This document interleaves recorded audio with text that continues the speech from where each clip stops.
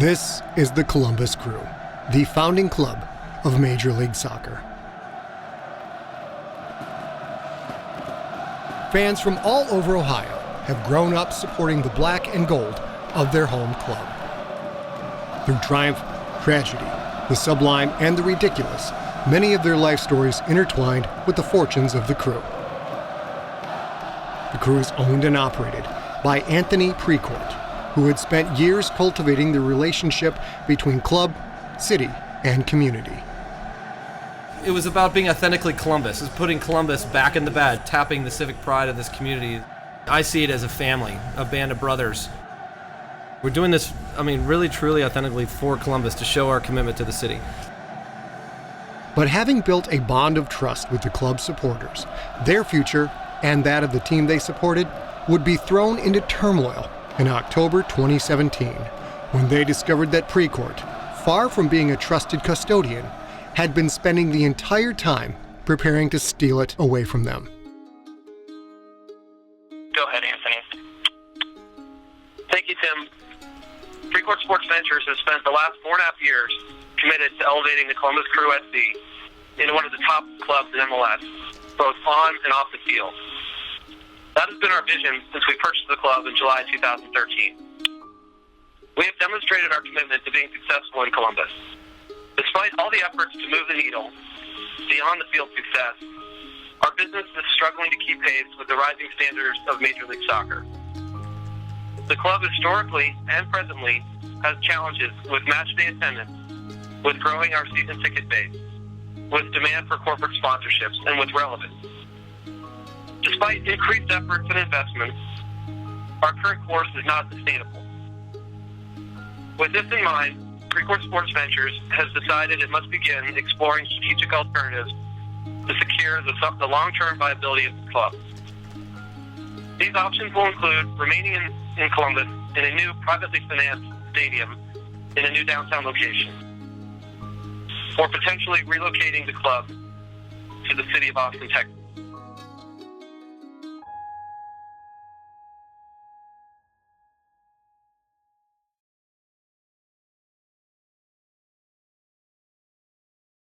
We are your flagship station for the Crew, the Fan, Ohio sports destination. Morning juice right here on the Fan. Hopefully everybody's having a great start to their Friday. Doppler 10 forecast today here for Central Ohio. Another gorgeous day. We're going to have 58 degrees. Just remember this in January when you haven't seen the sun in 3 months. It's pretty amazing that we're getting these days. Columbus is no ordinary soccer town. It is the cornerstone of U.S. soccer history. It was here in Ohio in the mid-1990s that the newly formed Major League Soccer announced its very first club, based on the clamor to bring a new sport to the state capital. The Columbus Crew were the first team in Major League Soccer. When the original MLS ownership group got together, they said, if you're going to be a part of this league, you need to sell 10,000 season tickets. Only one city in America did that, and it was Columbus, Ohio, and we sold over 12,000. The key reason for the Crew's success has been their ticket sales. The Crew leads the league in season tickets sold, but what's most impressive is how Columbus has outperformed much larger cities. Having been the top performing city in the early years, Columbus went one step further in 1999 when it became the first MLS city to construct its own soccer-specific stadium. And in 2008, Crew finally landed the big prize when they became champions of Major League Soccer. As the champions, they also started making friends in very high places. Congratulations to the Columbus Crew on winning your first MLS Cup. It's clear that soccer in America is on the rise, and MLS is a big part of that. Give them a big round of applause.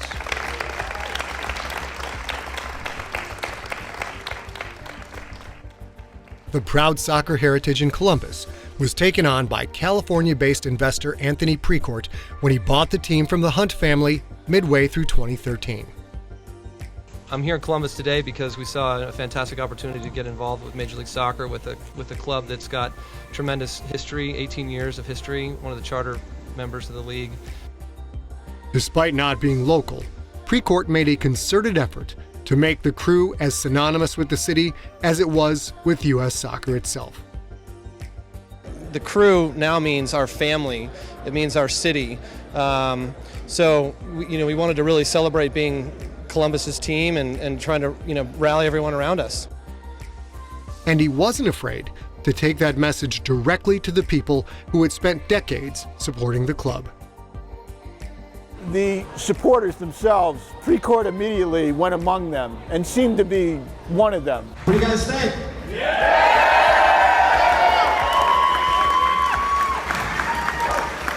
These guys look pretty good.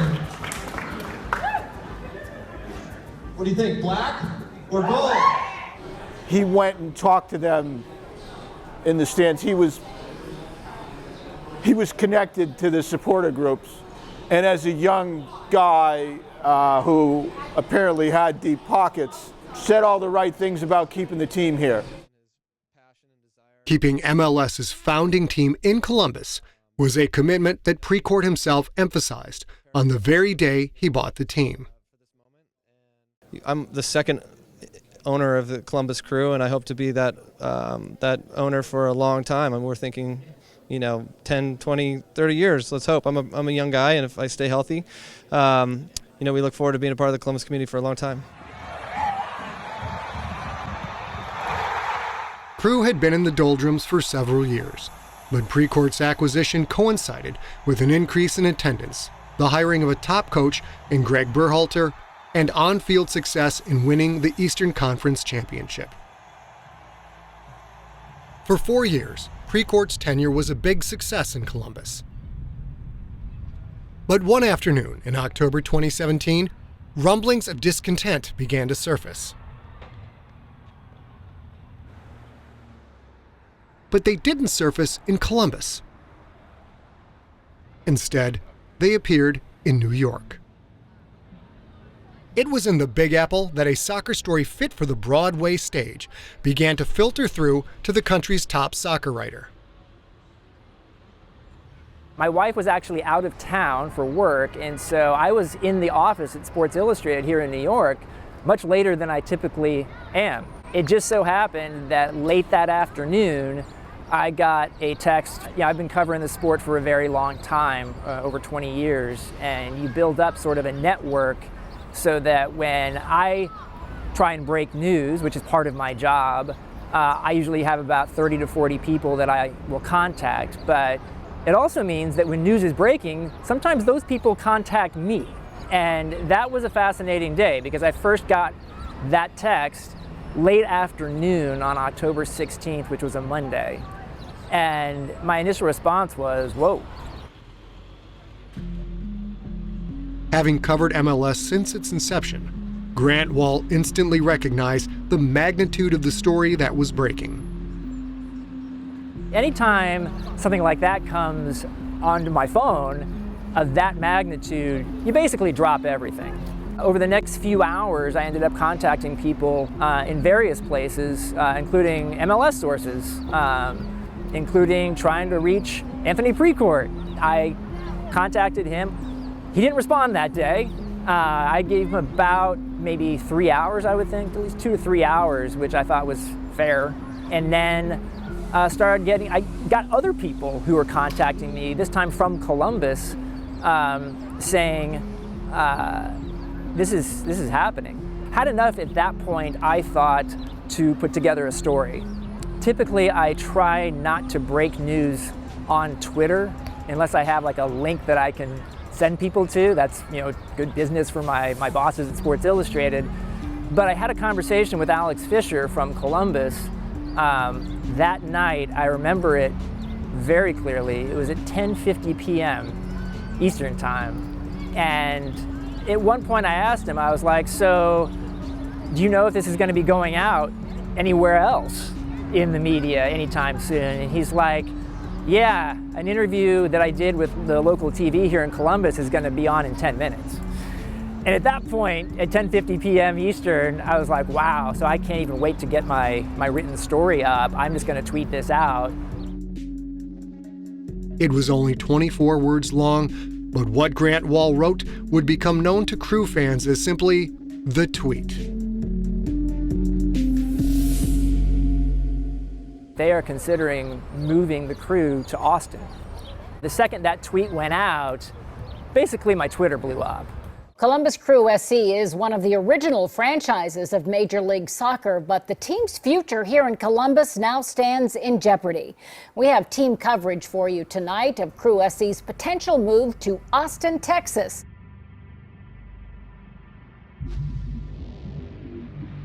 The Crew were the top story in Columbus as a seismic sporting news story spread throughout the city. This is a pro sports team in Columbus. This is a team that has been in this league from the beginning. Major League Soccer, when it was formed, the Columbus Crew were the first team that Major League Soccer had. Not one of the first, the first. Phone lines are open. 614-821-9710 is the phone number. By all means, call in, Anthony Precourt. That's the number. Call in and clarify anything where I'm wrong here. Clarify where I've got it wrong, that you didn't plan to do this from day one. Local media were stunned, but the local fans were shell-shocked. That next morning felt like a piece of me had been ripped out, and I wasn't sure that I was going to feel normal again. Certainly not anytime in the near future at that moment. Our beat writer, Andrew Erickson, and I had tried to set up 8 times to sit down with the owner, and were rebuffed at every turn. So he was ducking us for all practical purposes. And it turns out one of the reasons that he didn't sit down with us was that he was in Austin most of the time. Life doesn't provide you many assurances, but we are here to, make our own way, make our own path, and we're excited about the opportunity. We think Austin is a wonderful marketplace that's got great opportunity. I see a vision of Major League Soccer being very, very successful here in Austin.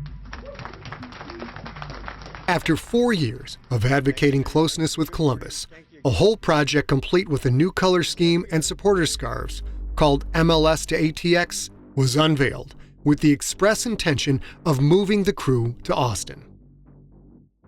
Precourt's right-hand man was leading the charge, and Austinites seemed fully behind it. Now it's my distinct pleasure to turn it over to Dave Greeley, president of Precourt Sports Ventures, owner of the Columbus Crew Soccer Club, which I hope becomes Austin's own club very soon. We are confident that Major League Soccer, a Major League Soccer club would be good for all of Austin, and we are truly grateful to these chambers for recognizing the many benefits that this team could bring to the city and the region. There is no question the crowd tonight supports MLS in ATX. This is a process that's just beginning. We don't know an end date. We don't know an end time. We don't know the ending. The betrayal of trust committed by both Precourt and Greeley was incomprehensible for Crew fans, and Precourt's attempt to shoulder responsibility on Twitter was only met with derision. For them, it seemed that a man they trusted with the black and gold had given away his true colors. It was about being authentically Columbus, putting Columbus back in the bag, tapping the civic pride of this community. We're doing this, really, truly, authentically for Columbus to show our commitment to the city. I see it as a family, a band of brothers. I was 98% sure the team was moving, just given my background and understanding how these things work. And when I heard Precourt speak at his teleconference on the 17th of October, I was a little more than 98% sure that they were leaving.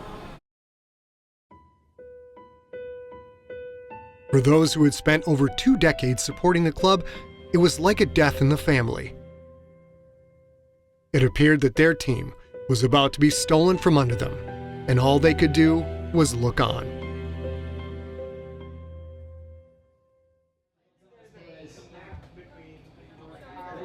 A bunch of us had just kind of arrived at the thought that we'd go to Hendok's pub and kind of commiserate and just be sad together. It kind of felt like a wake. I was direct messaging on Twitter with Chris Doran, who's a former color analyst for Crew games, and something he said just triggered something in my head. The thought in Morgan Hughes' head started to gather pace.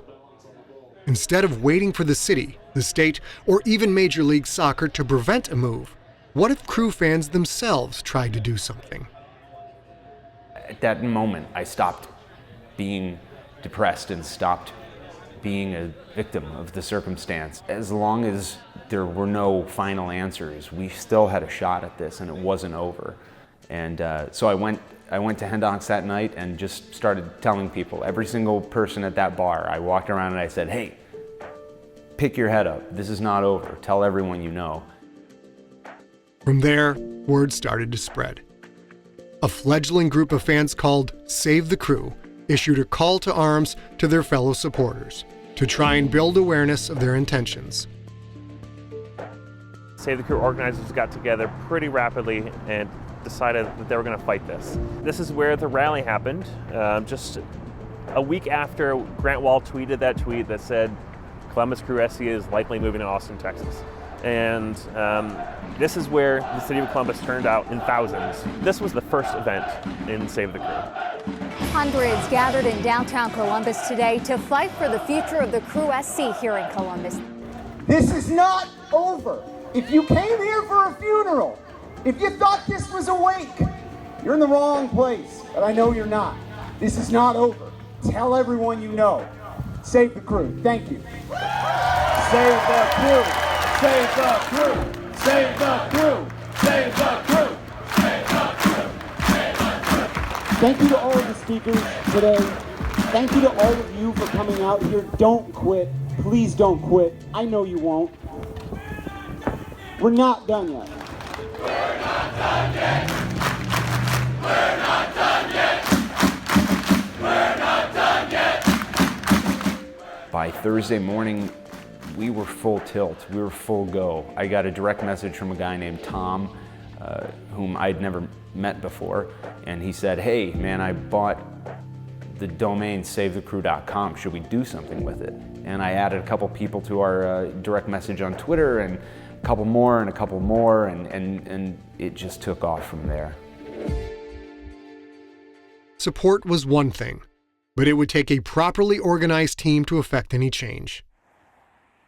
Following the rally, a meeting was called for Crew fans who had time to volunteer for the cause. And it wouldn't just be the Crew regulars who showed up. The first few meetings I went to, I didn't know anyone. I had been to a few Crew games here and there, but I wasn't super involved in Crew fandom like a lot of the people who are also in Save the Crew leadership. These are people who lead supporters groups. These are people who attend every single game no matter what. Over the course of discussions, it became clear that the volunteers didn't just have time, but also a wide array of professional skills to offer. They immediately began to delegate responsibilities under the direction of Crew regular Donnie Murray. We've built a lot of good infrastructure over the past couple of weeks, and I feel like we're reached another level of maturity. But how do we make the most impact going forward? Because as you just mentioned too, the meeting on Wednesday, I don't know if a whole lot's going to come from this. So this movement might be a longer term thing. I think we need to start thinking about how do we become more efficient with what we're doing. A nationally televised game against Toronto loomed large. Having managed to get their message out locally, it was decided the next priority was to make sure the nation saw both their efforts and that the team was worth saving. Maybe for the next week, what are our main focuses? I think the game next week is probably the big one. I can start thinking about it, but I don't think we need to change direction yet. We need to make sure that stadium is sold out. Yep. And we need to make sure everybody knows it's sold out. While some in the group set about selling surplus tickets, others worked on a project for the television cameras.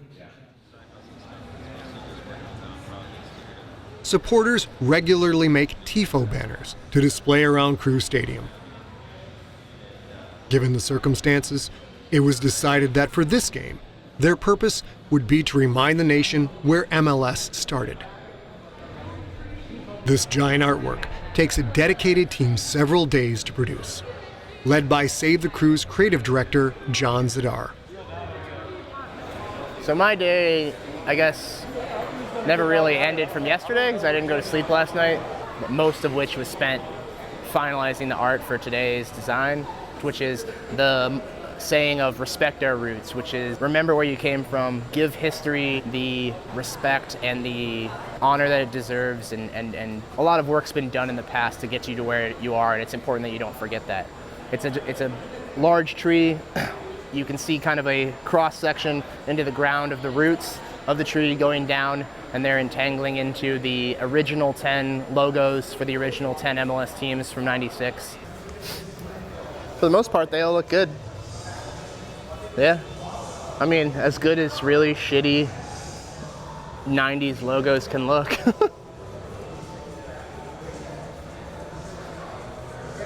How sad is it that New England's logo is still that?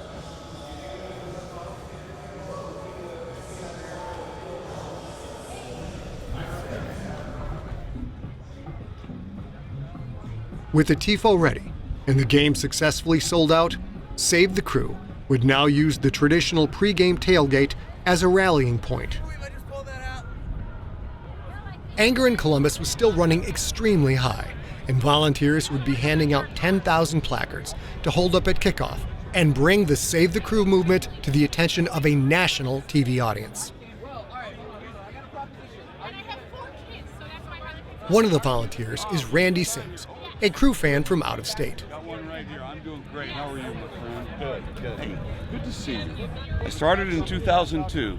I live in Charleston, West Virginia, and I didn't trust MLS when it first started, but some people talked me into coming up to Columbus Crew Stadium, and the minute I walked in the door, I fell in love with this team. I can't think about life without the Crew right now. I got to do everything I can to try to help. This team is family to me, in not only the fans, but the players, the staff. Everything about this place is my home. It's where I belong, and the Crew belongs here so that I can be here as well. It's, yeah, it's a major part of my life. Save the Crew! Save the Crew! Save the Crew! Save the Crew! Save the Crew!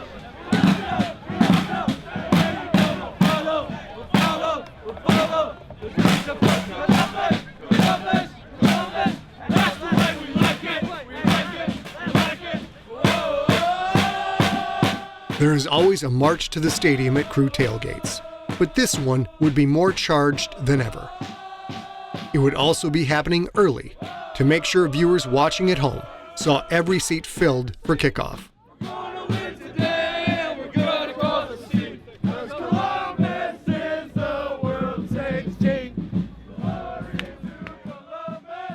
The march is being led by Ethan McKinley, a man so committed to the cause that he has refused to shave until the Crew are saved. Once at the entry gates, a traffic jam of fans develops. For some reason, it is taking much longer than normal to get everyone in tonight. As the 8:10 kickoff time nears, the stadium is far from full. YouTube personality K-Block was among those stuck outside and began filming as fan frustration spilled over. There's two major lines. There's one line right there. There's one line right there. They're probably at least a couple thousand feet long. This game's a sellout. We're about 10 minutes from kickoff, and you're wondering why there's not a lot of people in the seats yet? Because they're all out here. We won't even make it for the national anthem. It's fucking ridiculous. Okay, so it's been 30 minutes. We're still not in. The empty spaces in the stadium are conspicuous, and for those watching on TV, it gives the impression that Columbus isn't that interested in saving their team.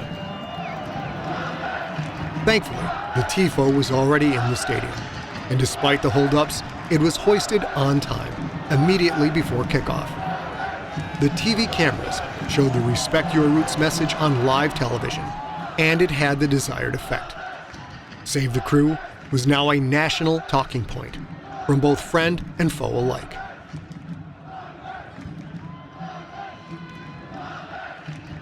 While one message has worked, another is being thwarted, with thousands of people still stuck outside, and some believe they know why. Attendance numbers are taken at kickoff. So the amount of people inside the fucking place is what the attendance numbers are. Precourt's trying to skew. Out of your mouth, man. No, you're right. Yeah, man. That's the truth. That's how it works. Sorry. Even though we know the game's sold out on social media. Exactly. He skews the attendance numbers and he wants to move the team. That's what it is. Deliberate or not, only after kickoff does the backlog finally begin to subside. All right, so we're just getting inside the stadium right now. Here's the time. We waited 30 minutes in line and there's still a ton of people out there. With the stadium now filling to capacity and driven by the emotion of recent events, the Crew fans finally let out a primal scream to the nation.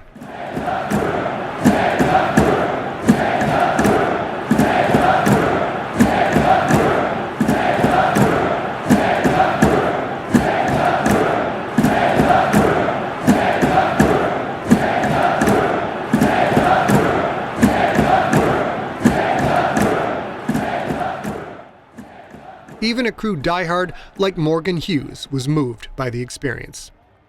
I've never heard anything echo throughout the stadium like I heard Save the Crew echo throughout the stadium tonight. It was special. And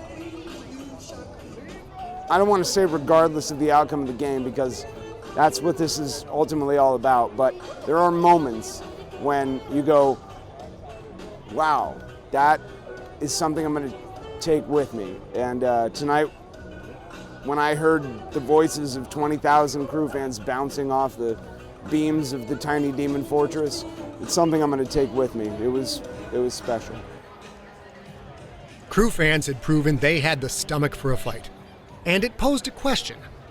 If this existed in Columbus, what was so irresistible about Austin?